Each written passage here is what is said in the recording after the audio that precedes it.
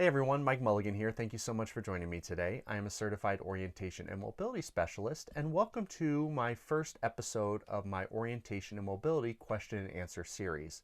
And the goal of the series is really just to provide a way for you to ask questions about orientation and mobility that you may have and want to learn and know more about. So today I'm going to be really aiming to tackle three separate questions. This will be pretty informal, just me talking and giving some of my opinions on these different questions. So the questions I'm going to talk about today is the first one. I'm going to just talk a little bit about how I got into the field and how I got to where I am now and what I'm doing. And then the second one I want to talk about is what is orientation mobility. It's not a very common term or phrase used. A lot of people don't know what it is. I'm constantly trying to explain it to people. So hopefully I can talk about that a little bit. And then the third and final question for today is who would benefit from orientation and mobility training?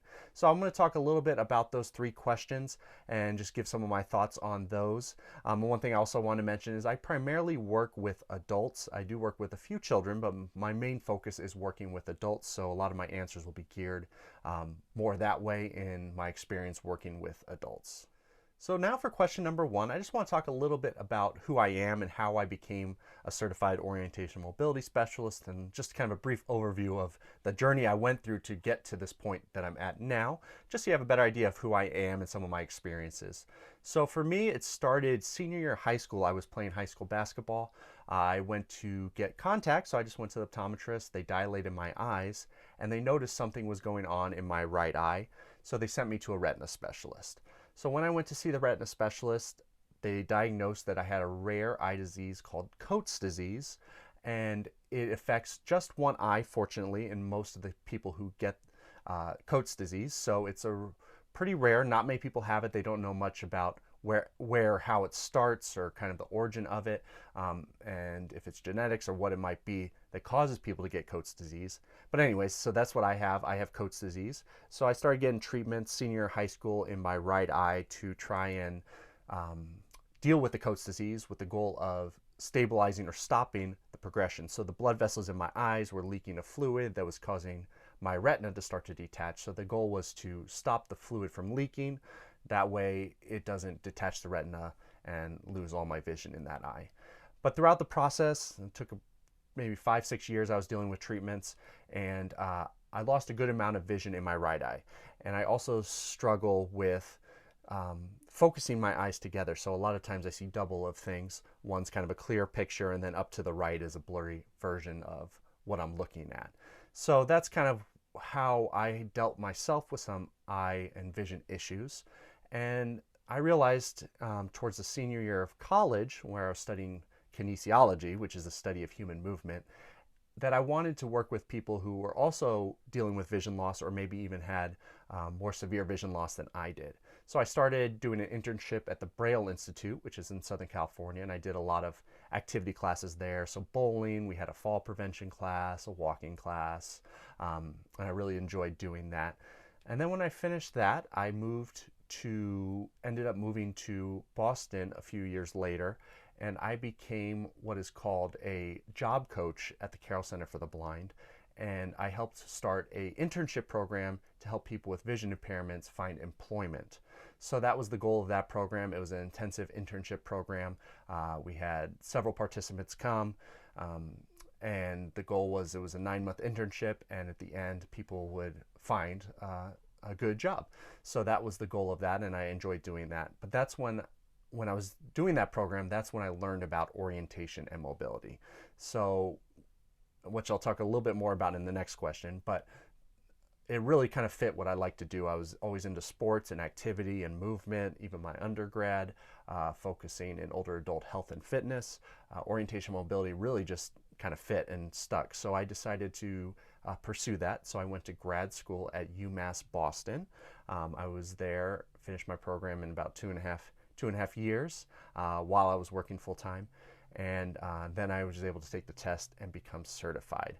And now I am currently working at Future Insight, which is in New Hampshire, and I work primarily with adults in the state. So I travel throughout the state to work with people primarily in their home environments.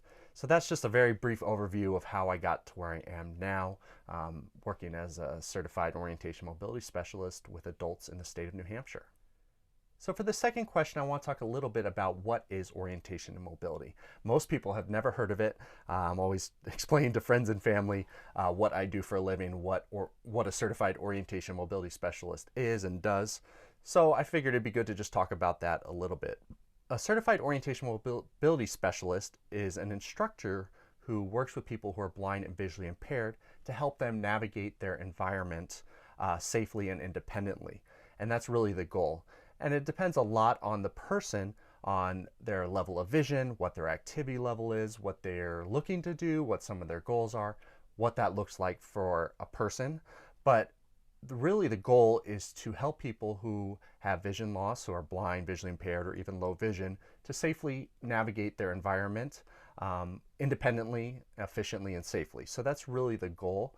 And a lot of it is tailoring it to meet the person's need who needs some help in those areas. And a lot of times that is teaching somebody how to use a mobility aid. And a big one that I teach a lot to many of my clients is learning how to use a long white mobility cane. And I'll talk about that in future episodes on kind of the benefits of that type of cane and why it's useful and how it could be helpful for people. But that's a big part of my job, is learning how, or teaching people how to use a cane. But there's a lot of other aspects. So the term orientation mobility is really broken up into two words. So there's orientation and there's mobility.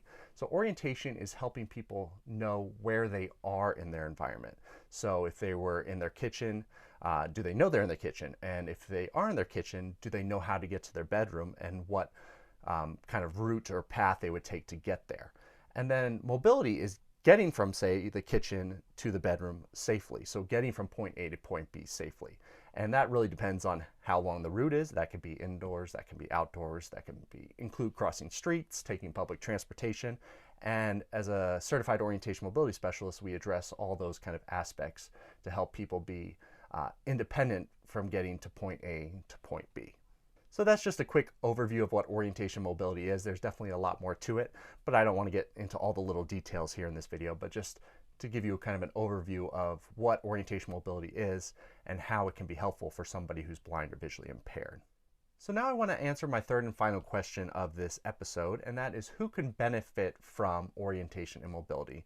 And really, anyone who's struggling with vision loss who doesn't feel safe or independent or confident in navigating their environment, I believe would benefit from some training. And that can mean a lot of different things depending on the person and what their ability level is, if they're struggling with other health conditions. But I think anybody who feels like they're sedentary and they don't feel safe or confident to get out of the house or even around the house can really benefit from orientation mobility training. And that could really be a boost to self-esteem, because that can help a person get out of the house and maybe go to more social situations. They won't be so nervous or concerned about a trip or a fall or how to get somewhere and how to get back, or even just basic daily living activities like shopping. If somebody's blind or visually impaired, there can be a struggle going to the store and just getting the groceries they need, or laundromat, or it could be all sorts of situations. But really, my encouragement to people is, if you are struggling with vision loss and you are having trouble being independent or safe, maybe you've had some trips or falls or bumping into some objects or obstacles, some training might be beneficial.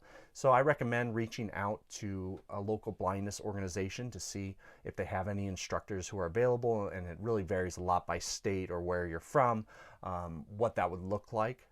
But I definitely recommend reaching out and at least getting a kind of an assessment or evaluation to see what might be beneficial. So I guess my main point here is, if you or somebody you know is struggling with vision loss and wants to be safer and more independent, learn how to get to new places, things like that, I would definitely recommend reaching out to an orientation mobility specialist or a blindness organization to get connected with one, to get some of that training that can really help with that independence. Thank you so much for joining me today on episode 1 of my orientation and mobility question and answer series. Again, feel free to leave comments with questions you may have. I'm making a nice list here on questions I'm planning on answering in future episodes. And if you have any comments or concerns or any feedback, I'd love to hear it. I really want to make these episodes as helpful and useful as to you, as for you as possible for all of you out there who are watching this. So please, I'm open to any feedback you may have. And thanks so much for joining me today. And if you subscribe to my channel and click that bell icon, you'll be alerted when the new episodes or videos come out. So have a wonderful day, and bye.